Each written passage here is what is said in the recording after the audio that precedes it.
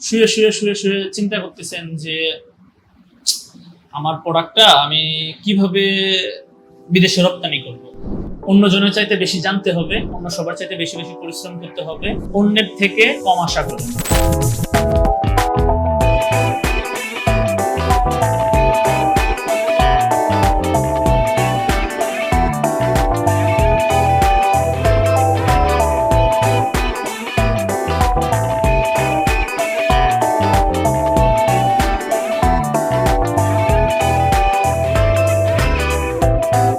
আসসালামু আলাইকুম, আমি অন্তর আছি আপনার সাথে। যে যেখান থেকে এই মুহূর্তে আমাকে শুনছেন, আপনাকে জানাই আমার অন্তরের অন্তরস্থল থেকে আন্তরিক প্রীতি ও শুভেচ্ছা।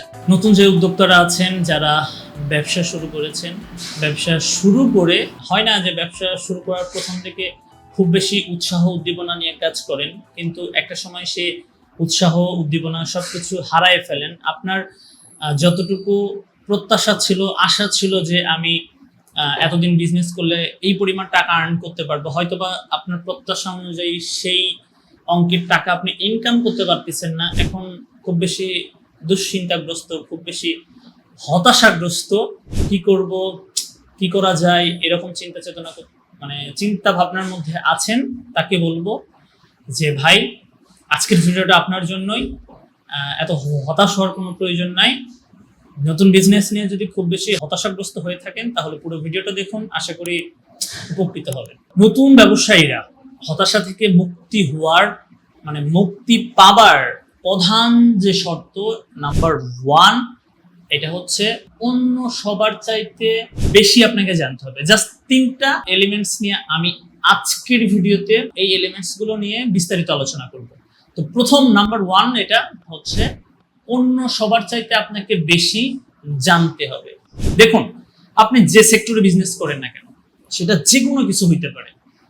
আপনি চাল নিয়ে ব্যবসা করেন, চা পাতার ব্যবসা করেন, আপনি ধরেন যে গরুর ফার্মের ব্যবসা করেন, আপনি ছাগলের ফার্ম দিচ্ছেন, আপনি সমন্বিত খামার, যে সবকিছু তো দিন শেষে ব্যবসা, তাই না? তো যেই বিজনেসটাই করেন, ওই বিজনেস সম্পর্কে আপনি কতটুকু জানেন। ওই বিজনেস যারা করতেছে, যারা লং টাইম হলে করে, লং টাইম ধরে ওই বিজনেসটা যারা টিকে আছে, প্রয়োজনে তাদের সাথে আপনাকে কথা বলতে হবে।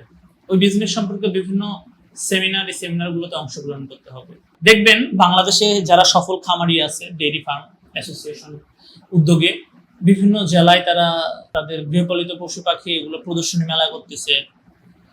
বিভিন্নভাবে বিভিন্ন অর্গানাইজেশনের মাধ্যমে তারা তাদের যে কার্যক্রম এগুলোকে তুলে ধরতেছে, এবং নতুন যারা এই সেক্টরে আসতে চাচ্ছে তাদেরকে উৎসাহ উদ্দীপনা মাধ্যমে তাদের অভিজ্ঞতাগুলোকে ছড়িয়ে দেন, নতুনদেরকে সেই অভিজ্ঞতা শেয়ারের মাধ্যমে তারা কিন্তু সেই সেক্টরে তাদের জনসংখ্যা ভারী করতে চাচ্ছে। এখন এগুলো কেন হয়? কারণ আপনি যখন একটা বিজনেস করবেন, সেই বিজনেস সম্পর্কে যদি আপনার প্রপার জ্ঞান না থাকে, তাহলে তো হবে না। আপনি একটা বিজনেস করতেছেন, সেই বিজনেস সম্পর্কে আপনি কতটুকু জানেন, জানতে হবে। অন্য সবার চাইতে বেশি জানতে হবে। জানতে আপনার যা করা দরকার আপনাকে সেটা করতে হবে, করেন। আপনি বিজনেসের কেন সফল হচ্ছেন না?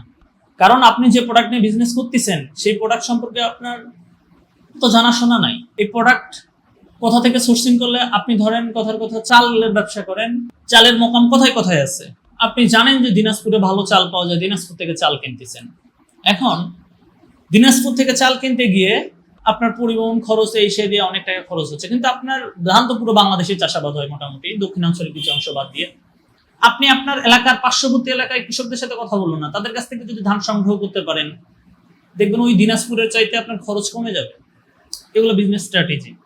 আপনি যে বিজনেসই করেন, চা পাতার ব্যবসা করতে চান বা করতেছেন, আপনি চা কেনা মানে মনে করলেন সিলেট শ্রীমঙ্গলে চলে গেলেন, কিন্তু বাংলাদেশের 90% চা কেনা বেচা হচ্ছে চট্টগ্রামে। কাজে আপনাকে জানতে হবে, অন্য সবার চেয়ে বেশি জানতে হবে যদি আপনি সফল ব্যবসায়ী হইতে চান। জানার কোনো বিকল্প নেই। নাম্বার 2, অন্য সবার চাইতে বেশি পরিশ্রমী হইতে হবে। আপনি চাকরি করছেন না, আপনি ব্যবসা করতেছেন। আপনার প্রতিষ্ঠানে যারা চাকরি করে, সে সকাল 10টায় আসবে, বিকাল 5টায় যাবে। আর আপনার বিজনেসের জন্য আপনার সময় পুরো 24 ঘন্টা। আপনাকে ঘুমায় ঘুমায়ও চিন্তা করতে হবে যে আমাকে আগামী দিনে কোন স্ট্র্যাটেজিটা নিলে আমি অন্য সবার চাইতে আগায় যাব। অর্থাৎ আপনার লাইফের যত সময়, যত কিছু, সবকিছু আপনাকে বিজনেস কেন্দ্রিক হইতে হবে। বেশি বেশি পরিশ্রম করতে হবে। আপনি কেন সফল হবেন না? আমরা তো সবাই জানি যে যে যত বেশি পরিশ্রম করবে সে তত বেশি সফলতা দেখা পাবে। সেটা আপনার শারীরিকভাবে করেন বা মানসিকভাবে করেন, যে কোনোভাবেই হইতে পারে। অন্য সবার চেয়ে বেশি বেশি পরিশ্রম করতে হবে। পরিশ্রম না করলে তো হবে না। আপনি শুয়ে শুয়ে শুয়ে শুয়ে চিন্তা করতেছেন যে আমার প্রোডাক্টটা আমি কিভাবে বিদেশে রপ্তানি করব, কারণ শুয়ে থেকেই চিন্তা করে তো কোনো ফায়দা নাই। আপনি যারা এই প্রোডাক্টগুলো রপ্তানি করতেছে তাদের সাথে কথা বলেন। এখন ধরেন আপনি চাল আর চা বুঝাচ্ছে, যেহেতু ছালি, ধরেন চাল আপনি বাহিরে পাঠাবেন, এটা এক্সাম্পল জাস্ট। এখন যেই মানুষটা চাল রপ্তানি করে সে হয়তো আপনার বাসা থেকে ধরেন 10 কিলো ফাঁকে থাকে। আপনি চিন্তা করলেন 10 কিলো ফাঁকে যাবো, এই রোদ, যে রোদ পড়ছে, দরকার নাই, আপনি পিছাই গেলেন। আপনাকে যাইতে হবে, পরিশ্রম করতে হবে, আপনাকে জানতে হবে, একটা ইনফরমেশন গ্যাদার করার জন্য আপনার যা যা স্টেপ নেওয়া উচিত সবকিছু নিতে হবে, করতে হবে। এতে যত পরিশ্রম হয় হোক, মানে আপনি যে ঝিমায় যাবেন এই চিন্তা ভাবনা থেকে বেরিয়ে আসুন। পরিশ্রম করতে হবে, যে যত পরিশ্রমী সে তত বেশি সফল। কাজেই যারা নতুন ব্যবসা করতেছেন মনে রাখবেন, নতুন যারা বিজনেস শুরু করতেছে তাদের বয়স কত হয়? 25 থেকে 30 এই রেঞ্জের মানুষই বিজনেস শুরু করে বেশি। আর 25 থেকে 30 বয়সে আপনি যে পরিমাণ পরিশ্রম করতে পারবেন, আপনি যদি 40 বছর পরে ওটা চিন্তা করেন, এটা কল্পনার বাইরে। এই যে আমাদের শরীর, এই যে আমাদের বডি, এই যে আমাদের শরীরের স্ট্যামিনা, এটা 25 থেকে 30-এর মধ্যে যে পরিমাণ আউটপুট দেবে, যে পরিমাণ কাজ করার আপনি সামর্থ্য রাখেন, সাহস রাখেন, 40 বছর পর এটা সম্ভব না। তাহলে এখন থেকেই চিন্তা করুন যে আমি অন্য সবার চাইতে বেশি বেশি পরিশ্রম করব। তাহলে এই যে আমার বিজনেসের সেল কমে যাচ্ছে, আমার বিজনেস অন্য সবার মতো গ্রো হচ্ছে না, এই সমস্যাটা ইনশাল্লাহ আশা করি থাকবে না। নাম্বার 10, অন্য সবার কাছ থেকে আপনি যেটা চান, অর্থাৎ আপনার চাহিদা, আশা, এটা কম করতে হবে। দেখুন, বিজনেসে আমরা সফল হওয়ার জন্য আমাদের উচ্চ আকাঙ্ক্ষা থাকা উচিত। কিন্তু ধরেন আপনার বিজনেসে আপনার কোনো বিজনেস পার্টনার হোক, যে কেউ মানে সোজা কথা, আপনাকে অন্যের কাছে আশা কম করতে হবে। এখন বলবেন যে এটা আবার কোন ধরনের কথা? ইয়েস, অন্যের কাছে যখন আপনি আশা কম করবেন, ধরেন এবার ঈদে আপনি আশা করছিলেন যে আপনার দুলাভাই আপনার একটা 3000 টাকা দামের পাঞ্জাবি কিনে দিবে, কিন্তু আপনার দুলাভাই ঈদের মধ্যে অফিস থেকে বোনাসটাই পায় নাই। কি করবে? লাস্টে শালাবাবুরে 500 টাকাতে একটা গেঞ্জি কিনে গিফট করলো, টি শার্ট কিনে গিফট করলো। এখন তার মনটা খুব খারাপ হয়ে গেল। আপনি যে আশা করলো, আপনি যদি আশা করে থাকেন, এখন মন খারাপ হয়ে গেছে। এখন এই মন খারাপের কারণটা আপনার বিজনেসের উপর পড়তেছে। অর্থাৎ আপনি সবসময় অন্যজনের কাছে আশা কম করবেন, আশা করবেনই না, মানে প্রত্যাশা নাই। কেউ কিছু যদি, আমি কারো কাছ থেকে কিছু চাই না ভাই, কেউ যদি আমাকে কিছু দেয় সেটা নিয়ে দেখবেন খুব খুশি লাগবে। যে আপনি যখন কোনো কিছু প্রত্যাশা করবেন না, হঠাৎ যদি কেউ কিছু দেয়, তখন এটার যে আনন্দের সীমা, এটা আপনার কাজের স্পিডকে 5 গুণ করে দিবে। তাহলে অন্য মানুষদের কাছে আমি প্রত্যাশা কমায় দিব। এটা যদি করতে পারেন, দেখবেন ওই আশা করলে যে মন খারাপ হয়, মন খারাপ হইলে সেটার ইফেক্ট আপনার বিজনেসে পড়বে। এটা হবে না। এটা না হলেই তো আর কিছু লাগে না। তাহলে আমরা যে 3টা উপাদান বললাম, অন্যজনের চাইতে বেশি জানতে হবে, অন্য সবার চাইতে বেশি বেশি পরিশ্রম করতে হবে, অন্যের থেকে কম আশা করুন।